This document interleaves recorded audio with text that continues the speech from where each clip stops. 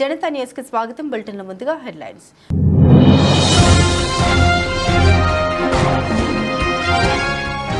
Russia అధ్యక్షుడు Putin పై biopic, ఏఐతో పాత్ర సృష్టి.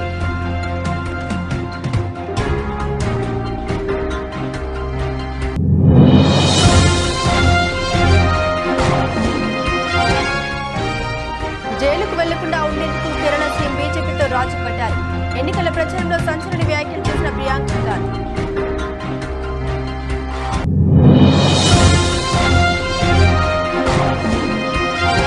వైఎస్ వివేక కేసుపై సంచలన వ్యాఖ్యలు చేసిన సీఎం జగన్.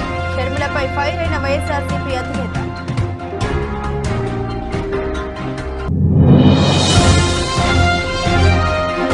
దగాపడిన రాష్ట్రాన్ని కాపాడుకునేందుకు ముందుకు రావాలి. శ్రీకాకుళం మహిళా సభలో కేంద్ర అధినేత చంద్రబాబు.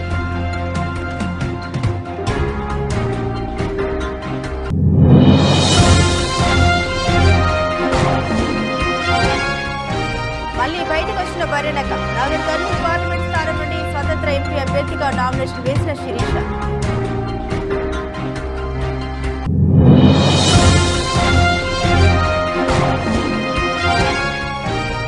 మోడీ 10 ఏళ్ల పాలనపై కాంగ్రెస్ ఆర్టీసీ విడుదల చేసిన సీఎం రేవంత్.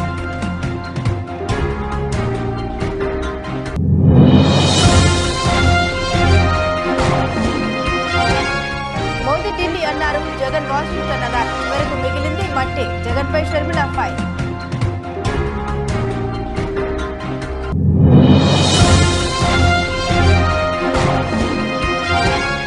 కృష్ణ గారిని పవన్ కళ్యాణ్ విమర్శించడం షాక్ కి గురి చేసింది. పవన్ కళ్యాణ్ వ్యాఖ్యల్ని తప్పుపట్టిన నరేష్.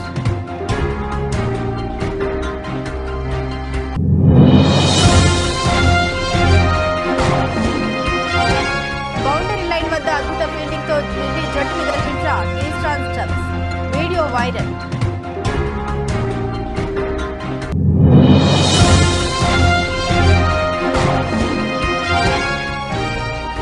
స్పీడ్ పెంచిన సలాటు. త్వరలో ప్రభాస్ ని కనుగొన్న ప్రశాంత్ ని.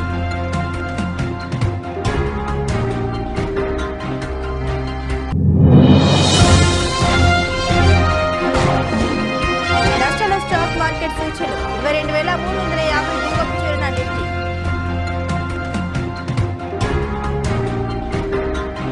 అనేక వివాదాలకు కేర్ ఆఫ్ అడ్రస్ రష్యా అధ్యక్షుడు వ్లాదిమిర్ పుతిన్ జీవితంపై ఒక బయోపిక్ తెరకెక్కింది.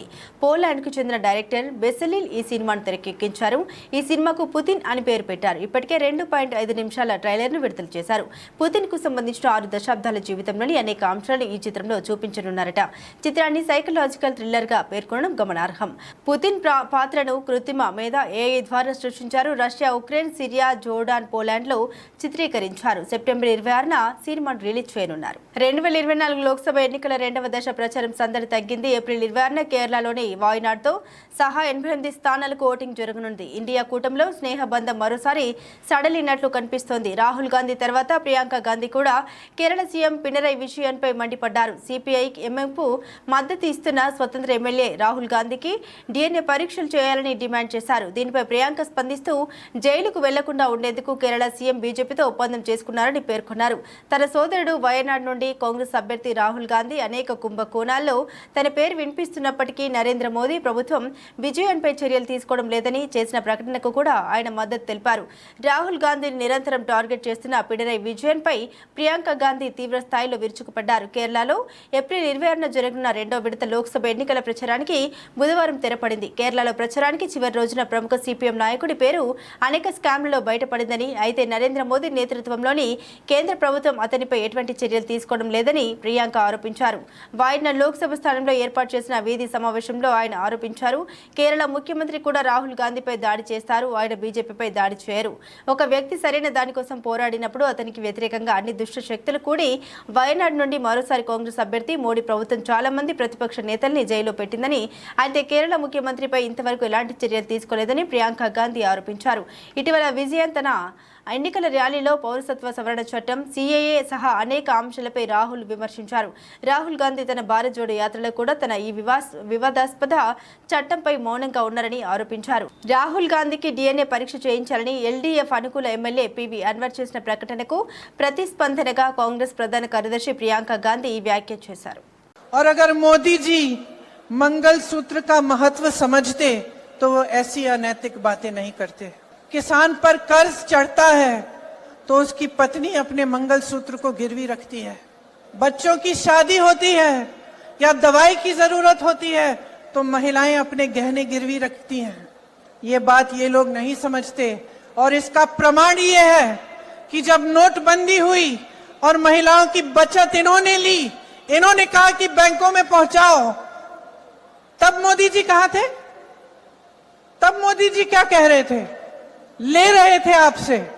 जब देश में उन्होंने कहा कि कल से लॉकडाउन हो जाएगा और सारे मजदूर पूरे देश भर से, बेंगलोर से भी, यूपी, बिहार, अलग अलग जगहों में पैदल निकले क्योंकि इन्होंने ट्रेनें बंद कर दी, बस बंद कर दी। तब जब खाना नहीं मिल रहा था शहरों में, जब कोई चारा नहीं था, तो महिलाओं ने अपने गहने, अपनी बचत गिरवी रखी। तब मोदी जी कहां थे? किसान आंदोलन हुआ, 600 किसान शहीद हुए, उनकी विधवाओं के తెలుగు రాష్ట్రాల్లో కలకలం రేపిన మాజీ మంత్రి వైఎస్ వివేకానందరెడ్డి హత్య కేసులో సంచలన వ్యాఖ్యలు చేశారు ఆంధ్రప్రదేశ్ ముఖ్యమంత్రి వైఎస్ జగన్మోహన్ రెడ్డి. పులివెందులలో నామినేషన్కు ముందు ఏర్పాటు చేసిన బహిరంగ సభలో ఆయన మాట్లాడుతూ, నా ఇద్దరు చెల్లెమ్మలతో కుట్రలు చేస్తూ రాజకీయాలు చేస్తున్నారు. మా వివేకం చిన్నారను ఎవరు చంపారో, ఎవరు చంపించారో ఆయనకు, ఆ దేవుడికి, జిల్లా ప్రజలందరికీ తెలుసన్నారు సీఎం జగన్. మా ఇద్దరి చెల్లెమ్మల్ని ఎవరు పంపించారో ప్రజలందరికీ తెలుసు. వివేకం చిన్నారను అతి దారుణంగా చంపి బహిరంగంగా తిరుగుతున్న హంతకుడికి మద్దతు ఇస్తున్నది ఎవరు అని ప్రశ్నించారు. నాన్నను అన్యాయంగా ఎమ్మెల్సీ ఎన్నికల్లో ఓడించిన వారితోనే, సంఖ్యాబలం లేకపోయినా కూడా అధికార బలంతో ఓడించిన వారితోనే చట్టాపట్టాలేసుకుని తిరుగుతున్నది ఎవరు? చిన్నాన్నకు రెండవ భార్య ఉన్నమాట వాస్తవం కాదా? రెండవ భార్యకు కొడుకు ఉన్నాడా లేడా? ఉన్నది వాస్తవమా కాదా అని బహిరంగ సభలో ప్రశ్నించారు జగన్. ఇక నోటాకు వచ్చిన ఓట్లు కూడా రాని కాంగ్రెస్తో, రాష్ట్రాన్ని విడగొట్టిన కాంగ్రెస్తో, రాష్ట్రానికి అన్యాయం చేసిన కాంగ్రెస్లో చేరి వైఎస్ఆర్ పేరును ఛార్జ్ షీట్లో పెట్టిన వారికి ఓటు వేయడం ఎవరికి లాభం అంటూ పరోక్షంగా వైఎస్ షర్మిలను నిలదీశారు సీఎం జగన్.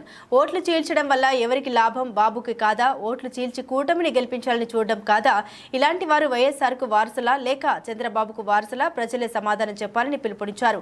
నా కుటుంబ సభ్యులని డబ్బు సంపాదించడం కోసం కాదు, భగవంతుడు మీ బిడ్డకు ముఖ్యమంత్రి పదవి ఇచ్చింది.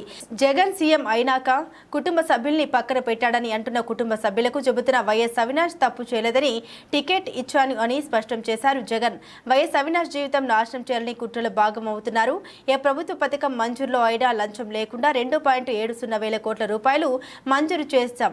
జగన్ను పాలనలో కొట్టలేరు, ప్రజలకు చేసిన మంచిలో కొట్టలేరు, పిల్లలకు చేసిన మంచిలో కొట్టలేరు. జగన్ను రైతులు అందించిన రైతు భరోసాలను కొట్టలేరన్నారు.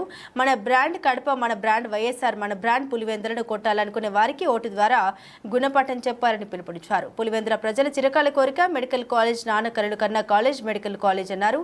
నాన్నగారి మరణం తర్వాత 10 ఏళ్ల పాటు పులివెందులను ఎవరైనా పట్టించుకున్నారా అని ప్రశ్నించారు. మీ బిడ్డ సీఎం అయిన తర్వాతనే పులివెందుల అభివృద్ధి చెందింది. వచ్చే 5 ఏళ్లలో మీ అండతో పులివెందులతో పాటు రాష్ట్ర అభివృద్ధికి కృషి చేస్తా. చరిత్రలో కానీ విని ఎన్నడూ ఎరకని మెజారిటీ ఇచ్చిన ఈ గడ్డ మరో దాన్ని తిరగరాయాలని పిలుపునిచ్చారు సీఎం వైఎస్ జగన్. మా వివేకం చిన్నానను ఎవరు చంపారో, ఎవరు చంపించారో ఆయనకు, ఆ దేవుడికి, ఈ జిల్లా ప్రజలందరికీ కూడా తెలుసు ఏం జరిగింది అన్నది. కానీ బురద జల్లేందుకు ఇద్దరు చెల్లెమ్మలను ఎవరు పంపించారో, వారు వెనకాల ఎవరు ఉన్నారో మాత్రం మీ అందరికీ కూడా రోజు కనిపిస్తూనే ఉంది. ఇంకా ఆశ్చర్యం ఏమిటో తెలుసా? వివేకం చిన్నారను అతి దారుణంగా చంపి, అవును నేనే చంపాను అని అతి హేయంగా బహిరంగంగా చెప్పుకుంటూ తిరుగుతున్న హంతకుడికి మద్దతు ఇస్తున్నది ఎవరు? మీరే రోజు చూస్తున్నారు కదా అని అడుగుతా ఉన్నాను.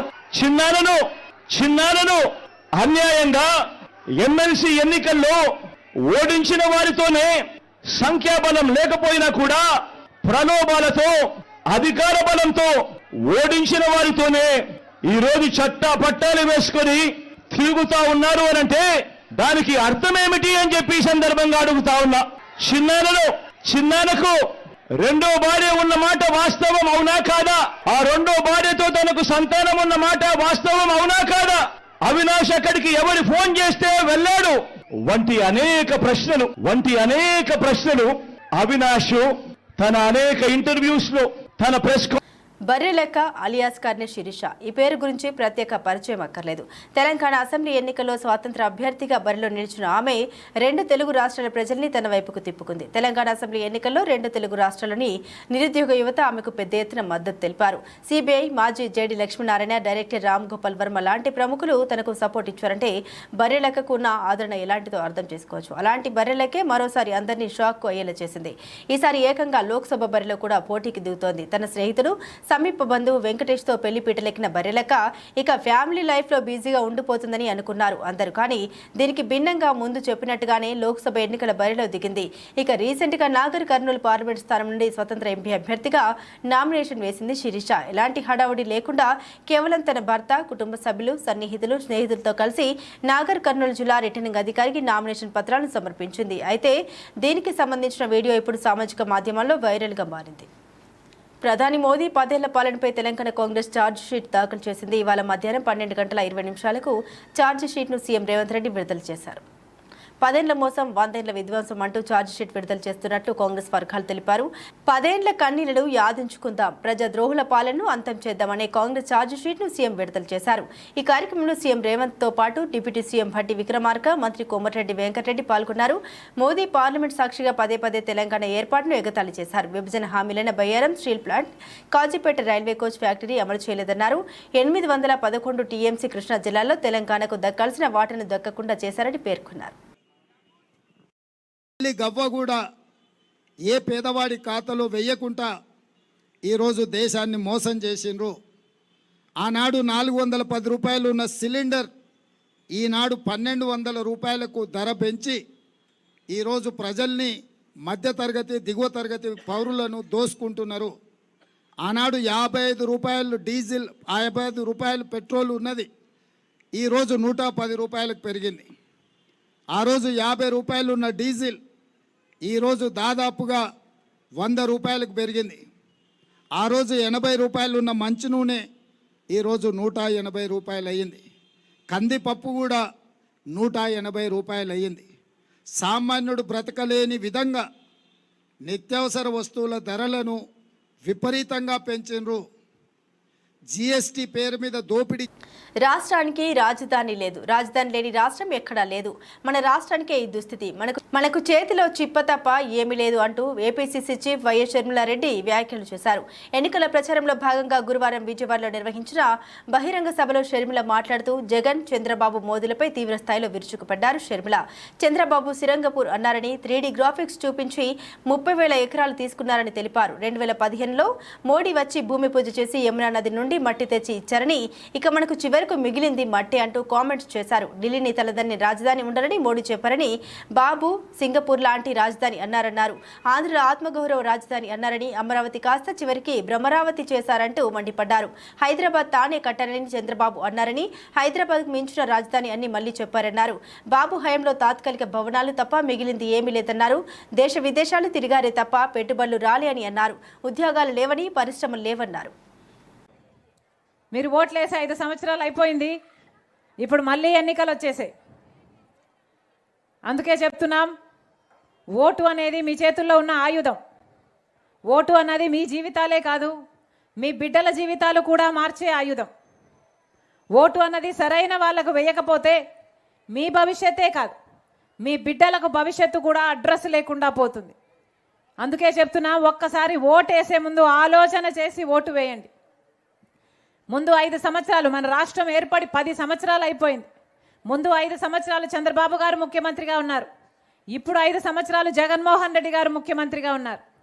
చంద్రబాబు గారు ముఖ్యమంత్రిగా ఉన్న 5 సంవత్సరాలు, ఇప్పుడు జగన్మోహన్ రెడ్డి గారు ముఖ్యమంత్రిగా ఉన్న 5 సంవత్సరాలు కలిపి ఈ 10 సంవత్సరాలలో మన రాష్ట్రం ఒక్క అడుగైనా ముందుకు వేసిందా? జనసేన అధినేత పవన్ కళ్యాణ్ కొన్ని రోజుల క్రితం స్వర్గీయ సూపర్ స్టార్ కృష్ణ పేరుని తన రాజకీయ ప్రసంగంలో ప్రస్తావించారు. తెలుగుతనానికి ప్రపంచవ్యాప్తంగా గుర్తింపు తెచ్చిన నందమూరి తారక రామారావు గారితో ఏ రోజు మిగతా సినిమా హీరోలు ఎవరూ సహకరించలేదు అని చెప్పారు.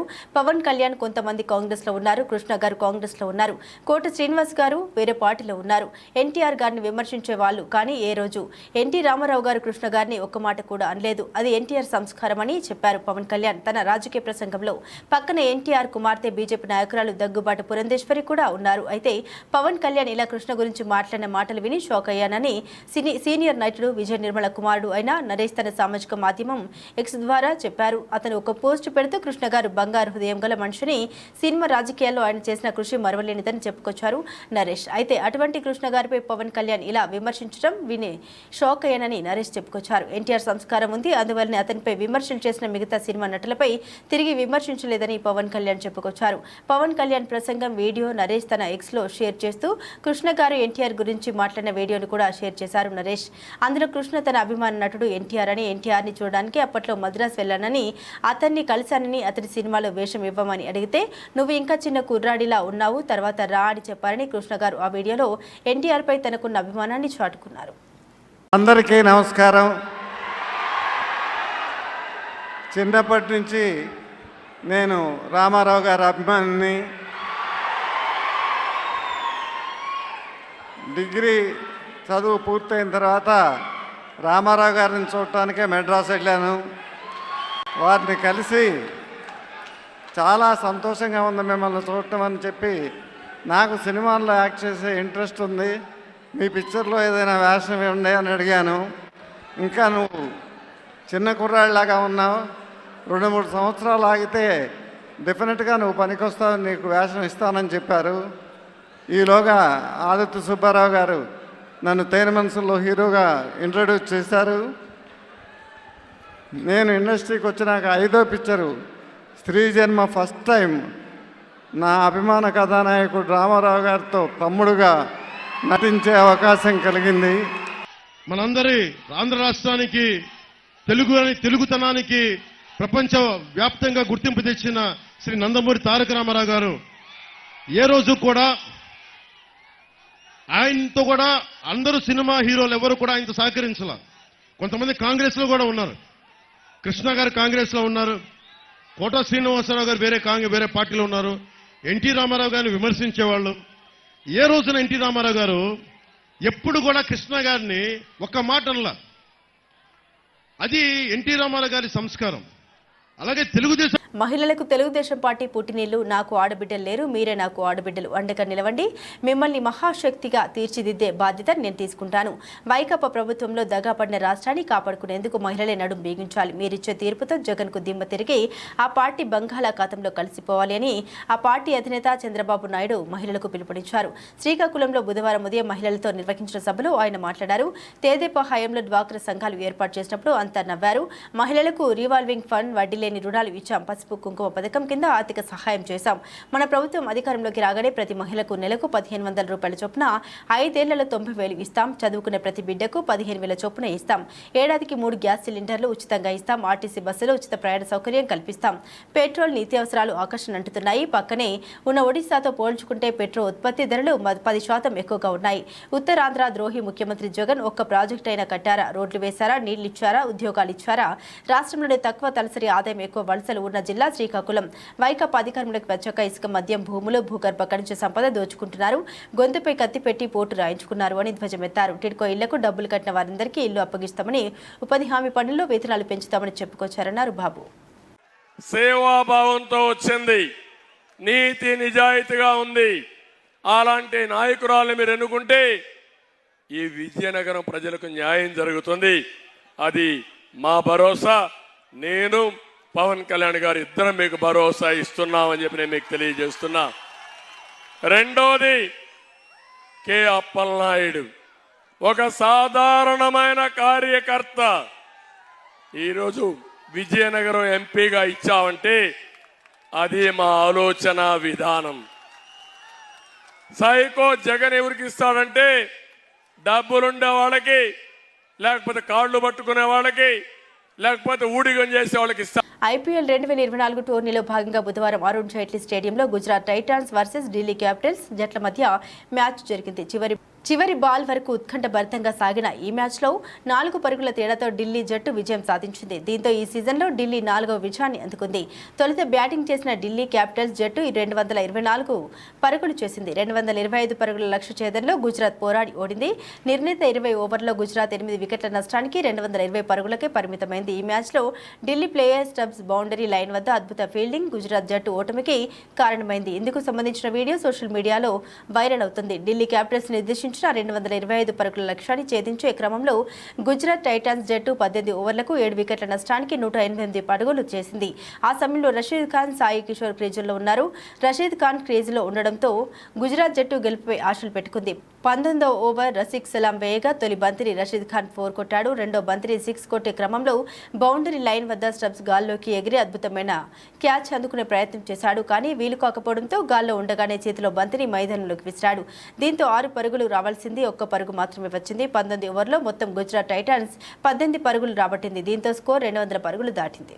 బాహుబలి 2 తర్వాత ప్రభాస్ రేంజ్ కి తగ్గ హిట్ కోసం ఎదురుచూసిన అభిమానులకు సలార్ సినిమాతో భారీ హిట్ అందించాడు. గత డిసెంబర్లో ప్రశాంత్ నీల్ దర్శకత్వంలో ప్రభాస్ హీరోగా తెరకెక్కిన సలార్ సినిమా రిలీజ్ అయి భారీ విజయం సాధించి ఏకంగా 700 కోట్ల గ్రాస్ కలెక్షన్స్ ను వసూలు చేసింది.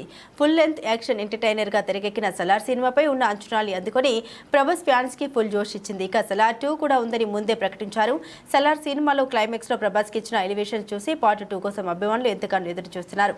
అయితే ప్రస్తుతం ప్రభాస్ కల్కి రాజా సాబ్ సినిమాలతో బిజీగా ఉన్నారు. ప్రశాంత్ నీల్ మాత్రం సలార్ 2 ప్రీ ప్రొడక్షన్ పనులతో బిజీగా ఉన్నారు. తాజా సమాచారం ప్రకారం Salaar 2 cinema pre production work almost అయిపోయిందని టాక్ వినిపిస్తోంది. త్వరలోనే ప్రశాంత్ నీల్ ప్రభాస్ ని కలిసి సలార్ 2 కథ మొత్తం డైలాగ్ వర్షన్ తో వినిపించనున్నారట. ప్రభాస్ తో పాటు మిగిలిన యాక్టర్స్ ని కూడా కలిసి సలార్ 2 నేరేషన్స్ ఇవ్వనున్నట్లు సమాచారం. అలాగే పార్ట్ 1 లో ఉన్న శృతి హాసన్, శ్రీయారెడ్డి, బాబీ సింహ, పృథ్వీరాజ్, సుకుమారన్ లాంటి స్టార్ యాక్టర్స్ తో పాటు మరి కొంతమంది యాక్టర్స్ కూడా సలార్ 2 లో కొత్తగా చేరనున్నట్లు తెలుస్తోంది. కల్కి ఆల్రెడీ షూట్ పూర్తి చేసుకుని పోస్ట్ ప్రొడక్షన్ లో ఉంది. రాజసబ్ కూడా షూటింగ్ పూర్తి చేసుకుంటే 2025లో ప్రశాంత్ నీల్ సలార్ 2 షూట్ మొదలు పెడతారని సమాచారం. దేశీయ స్టాక్ మార్కెట్ సూచీలు గురువారం నష్టాలతో ప్రారంభమయ్యాయి. ఆసియా మార్కెట్లలోని ప్రతికూల కదలికలు దేశీయంగా ప్రభావితం చేస్తున్నాయి. ఉదయం 9:31 సమయంలో సెన్సెక్స్ 175 పాయింట్ల నష్టంతో 73,677 వద్ద ట్రేడ్ అవుతుంది. నిఫ్టీ 65 పాయింట్లు కుంగి 22,336 దగ్గర కొనసాగుతుంది. డాలర్తో పోలిస్తే రూపాయి మారకం విలువ 83.36 వద్ద ప్రారంభమైంది. సెన్సెక్స్ 30 సూచీలో Axis Bank, HCL Tech, Sun Pharma, Power Grid, ITC, Tech Mahindra, TCS, SBI, Nestle India, HDFC Bank, Tata Motors, IndusInd Bank షేర్లు లాభాల్లో ఉన్నాయి. Kotak Mahindra Bank, HUL, Maruti, Asian Paints, Titan, M and M, JSW Steel, ఎల్ఐటీ, రిలయన్స్, బజాజ్ ఫిన్సర్వ్ స్టాక్ నష్టాలు కొనసాగుతున్నాయి. అమెరికా మార్కెట్లు బుధవారం ఇంట్రాడేలో ఒడిదుడుకుల్లో చలించినప్పటికీ చివరకు లాభాలతో ముగిశాయి. నేడు ఆసియా ప్రధాన సూచీలు ప్రతికూలంగా ట్రేడ్ అవుతున్నాయి. అంతర్జాతీయ మార్కెట్లో బ్యారెల్ బ్రెంట్ చమురు ధర $88.07 వద్ద ట్రేడ్ అవుతుంది. విదేశీ సంస్థాగత ముదుపర్లు బుధవారం నికరంగా 2,511.74 కోట్ల విలువ చేసే వాటాలను విక్రయించారు. దేశీయ సంస్థాగత ముదుపర్లు 3,809.90 కోట్ల షేర్లను కొనుగోలు చేశారు. మీడియా సమక్షంలో బహిరంగ చర్చకు రావాలని బూడి ముత్యాల నాయుడుకి సవాల్ విసిరారు CM Ramesh. Anakapalli YCP MP అభ్యర్థి బూడి ముత్యాల నాయుడు సోమవారం నామినేషన్ అనంతరం మీడియా సమక్షంలో బీజేపీ కూటమి ఎంపీ అభ్యర్థి సీఎం రమేష్ పై విరుచుకుపడ్డారు. సీఎం రమేష్ కి ఢిల్లీలో గల్లీలు తప్ప అనకాపల్లి జిల్లాలో గల్లీల కోసం ఏం తెలుసన్నారు. చార్టెడ్ ఫ్లైట్లలో ఖరీదైన కారులో తిరిగే సీఎం రమేష్ బ్యాంకు కుంభకోణాలు చేసి ఆ డబ్బులతో అనకాపల్లిలో పారిశ్రామికవేత్తగా చలామణి అవుతున్నారన్నారు. ముత్యాల నాయుడు సీఎం రమేష్ పై చేసిన నిరూపరాధారణ వ్యాఖ్యల్ని ఖండించిన సీఎం రమేష్, నాకు ఢిల్లీలో గల్లీలు తెలుసు, అనకాపల్లి జిల్లాలో ప్రజలు ఎదుర్కొంటున్న పరిస్థితులు తెలుసు. ఇవన్నీ తెలియకుండా అధిష్టానం ఊరికనే అనకాపల్లి పంపించలేదన్నారు. సీఎం రమేష్ పై వైసీపీ నాయకులు చేస్తున్న అసత్య ప్రచారాలు ఆయన మండిపడ్డారు. 10:50 to 11:15 ఏదో ఉంది. నేను 10:15 ఆల్మోస్ట్ 11 o'clock నామినేషన్ మామూలుగానే వెళ్ళేసి. అందరికీ నమస్కారం. ఈరోజు ముఖ్యంగా ఈ సమావేశం రేపు నామినేషను. నన్ను క్వశ్చన్లు అడగచ్చు, బూడి ముత్యాలను క్వశ్చన్లు అడగచ్చు, వాళ్ళ 7 మందిని అడగచ్చు. బట్ వాళ్ళ 7 మంది ప్లస్ 8 మందికి నేను ఒక్కడనే సమాధానం చెప్తాను. ఫుల్ డేటా పాపులేషన్ కాడ నుంచి గవర్నమెంట్ సెంట్రల్ గవర్నమెంట్ ఎన్ని స్కీమ్స్ వస్తున్నాయి, దాంట్లో ఈ కాన్స్టిట్యున్సీలో ఎంత బెనిఫిషియర్స్ ఉన్నారు, కాన్స్టిట్యున్సీ వైజ్ కావాలంటే తీసుకుందాం, మండల వైజ్ కావాలంటే తీసుకుందాం, ఎంటైర్ పార్లమెంట్ కావాలంటే కూడా తీసుకుందాం. దేనికైనా ఎంతమంది ఓటర్లు ఉన్నారు, కులాల వారీగా, మతాల వారీగా ఏ క్వశ్చన్స్ కూడా ఇక్కడ స్కీమ్స్ బెనిఫిషియర్స్ అన్నీ కూడా మాట్లాడుకుందాం. దానికి సిద్ధమా అని చెప్పేసి నేను అడుగుతున్నాను. మీరు సిద్ధమైతే నేనైతే సిద్ధం.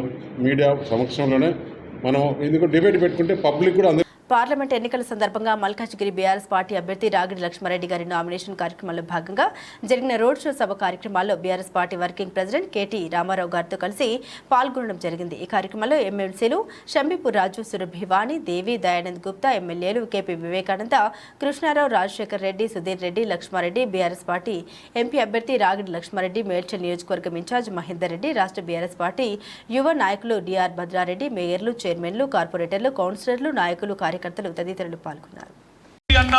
ఒక ఆలోచనతో పనిచేద్దాం తప్ప లక్ష్మారెడ్డి ఫోన్ చేసిండా లేదా, లక్ష్మారెడ్డి మా ఇంటికి వచ్చిండా లేదా, లక్ష్మారెడ్డి మా గల్లీకి వచ్చిండా లేదా, మా నియోజకవర్గంలో కనబడ్డా లేదా అన్నది కాదు. ఇవాళ రాగిడి లక్ష్మారెడ్డి గారు 37 లక్షల ఓట్లుండే కాన్స్టిట్యున్సీలో ఇంటింటికి రాలేడు, ప్రతి మనిషిని కలవలేడు. కానీ మనమే మీదేసుకోవాలి, తనలాడాలి, కొట్లాడాలి, మన పార్టీని గెలిపించుకునే ప్రయత్నం చేయాలి. ముఖ్యంగా जितने भी हमारे माइनॉरिटी भाई बहन है, आप तमाम भाइयों से बहनों से मैं एक बार सोचने के लिए मजबूर करना चाहता हूं, आपको गौर करने के लिए मैं गुजारिश करता हूं. आप 1 मिनट के लिए सोचिए.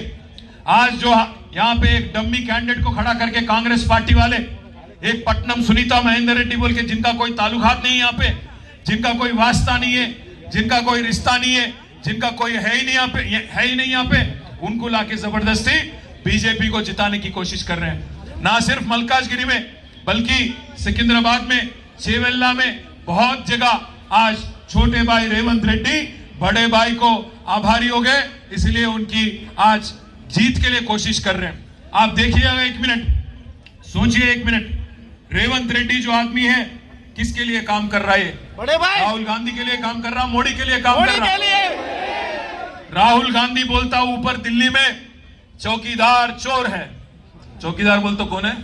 సెక్యూరిటీ. చౌకీదార్ అంటే ఎవలే? చౌకీదార్ చోర్ హై అంటాడు రాహుల్ గాంధీ. మనోడు ఏమంటాడు ఇక్కడ ఉన్నాడు? బడే భాయ్ నరేందర్ మోదీ హమారే బడే భాయ్. అక్కడనేమో రాహుల్ గాంధీ అంటాడు గుజరాత్ మోడల్ బక్వాస్ అంటాడు. ఈయనేమంటాడు నై నై నై నై నై గుజరాత్ మోడల్ బహుత్ అచ్చా మోడల్ హై, హమ్ గుజరాత్. బులెటిన్ ముగించే ముందు హెడ్లైన్స్ మరోసారి.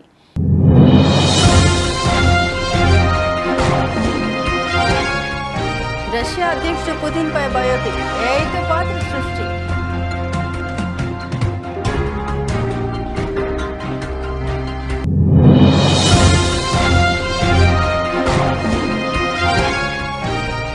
జైలుకు వెళ్లకుండా ఉండేందుకు కేరళ సీఎం బీజేపీతో రాజీ పడ్డారు. ఎన్నికల ప్రచారంలో సంచలన వ్యాఖ్యలు చేసిన ప్రియాంక గాంధీ.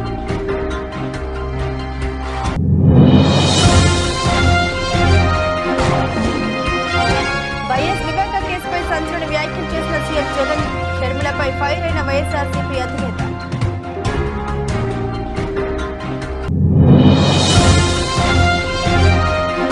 దగాపట్టిన రాష్ట్రాన్ని కాపాడుకునేందుకు ముందుకు రావాలి.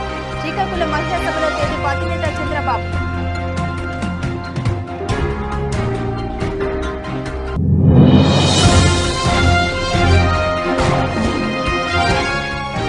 మళ్లీ బయటకు వచ్చిన బరెనక, నాగర్ కర్నూలు పార్లమెంట్ స్థానం నుండి స్వతంత్ర ఎంపీ అభ్యర్థిగా నామినేషన్ వేసిన శిరీష.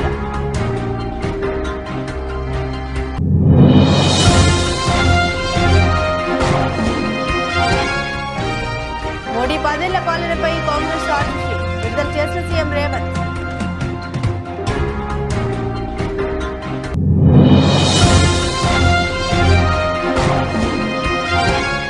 మోదీ ఢిల్లీ అన్నారు, జగన్ వాషింగ్టన్ అన్నారు. చివరకు మిగిలింది మట్టే. జగన్పై షర్మిల ఫైర్.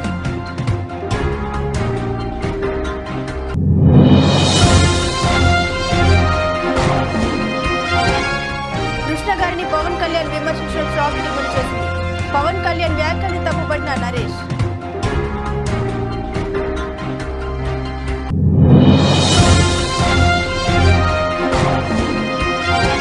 బౌండరీ లైన్ వద్ద అద్భుత ఫీల్డింగ్ తో ఢిల్లీ జట్టును గెలిపించిన టీస్టాన్ స్టబ్స్.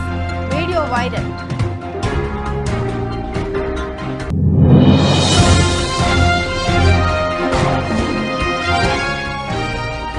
స్పీడ్ పెంచిన సలాటు, త్వరలో ప్రభాస్ ని కనుగొన్న ప్రశాంత్ ని.